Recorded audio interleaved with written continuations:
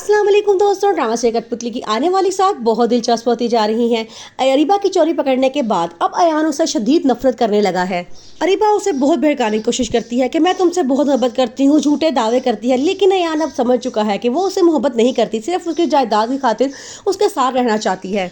वो अरीबा से साफ साफ कहता है कि अब मैं बहुत आगे निकल चुका हूँ, मुझे तुम्हारी मोहब्बत या झूठे दावों से कोई दिलचस्पी नहीं है, इसलिए बेहतर होगा कि तुम मुझसे दूर रहा करो। अरीबा बहुत रोती है और ड्रामे करती है कि तुम यकीन करो, मैं अपनी मोहब्बत से तुम्हारा दिल बदल दूंगी, मैं तुम्हारी तमाम शिकायतें गिले शिकवे दूर कर दूंगी, बस तुम एक दफ़ा मेरे हो जाओ। तो वो आगे से कहता है कि बस अब हमारे दरमियान में और कुछ नहीं हो सकता, हमारे दरमियान सिर्फ कजन्स का रिश्ता है और इससे ज़्यादा कुछ भी नहीं। वो कहता है कि अब मैं तंग आ चुका हूँ तुम्हारे झूठे दावों से, तुम अपने मकसद को हासिल करने के लिए किसी भी हद तक जा सकती हो, इस बात का अंदाज़ा तो मुझे पहले ही था, लेकिन तुम इतनी गिर जाओगे कि अपने ही घर में चोरी कर लोगी, ये बात मैं सोच भी नहीं सकता था। फिर अयान अब टूटे हुए दिल के साथ तो ताबीन के घर पहुंचता है और जाके मुमानी से कहता है कि मुमानी जान, मुझे ताबीन से अकेले में बात करनी है। मुमानी कहती है कि कोई मसला नहीं है, मैं बाहर चले जाती हूँ, तुम लोग बात कर लो। तो वो आगे से कहता है कि नहीं, घर में नहीं, मैं ताबीन को अपने साथ कहीं लेके जाना चाहता हूँ। आगे से मुमानी कहती है कि नहीं बेटा, ऐसी बात मुनासिब नहीं लगती, तुम घर में जो बात कर लो, तुमने जो करनी है।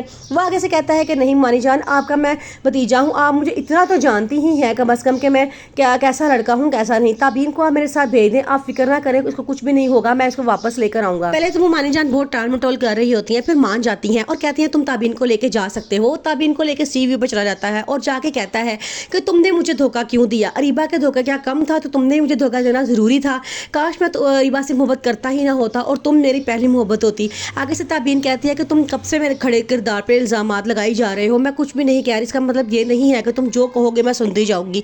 मैंने तुम्हें धोखा नहीं दिया, मैं बचपन से लेकर आज तक सिर्फ तुमसे मोहब्बत की है, तुम्हारे अलावा मैंने किसी का नाम नहीं सोचा, लेकिन तुमने मुझसे एक बार भी पूछने की कोशिश नहीं की कि वजह क्या थी। अरीबा जो जो तुम्हें कहती थी तुम उस पर यकीन करते रहे और पीछे हटते रहे, तुम शादी वाले दिन मुझे छोड़ के चले गए, तुमने ये नहीं सोचा कि मेरी क्या इज्जत रह गई होगी पूरे खानदान में, और अब तुम अचानक से आ गए हो और ये उम्मीद कर रहे हो कि मैं शहरियार को छोड़ के तुम्हारे पास आ जाऊंगी, तो ऐसा नहीं हो सकता।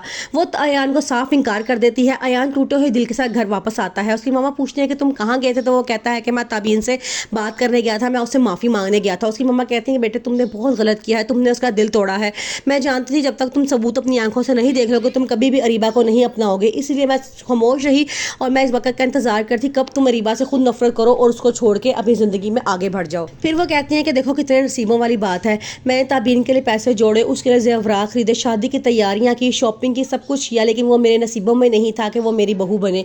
चलो कोई बात नहीं, अब वो जिसकी घर भी जाएगी उसके घर को जन्नत बना दे। फिर वो अयान से कहती हैं कि तुम अरीबा से कहो वो अपने घर चली जाए, अब उसका इस घर में रहना मुनासिब नहीं है। आगे से अयान कहता है कि मम्मा मैं उससे खुद कैसे कह सकता हूँ, उसे खुद चाहिए कि वो चली जाए।